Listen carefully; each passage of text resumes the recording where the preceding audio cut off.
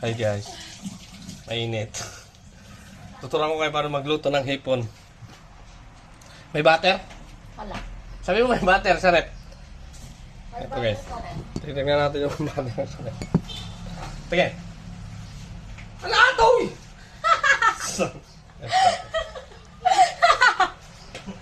Para dito guys. Ang ganyan. Butter. Wala, turuan lang ito yung tinatawag na lutong ano guys, parang buttered shrimp.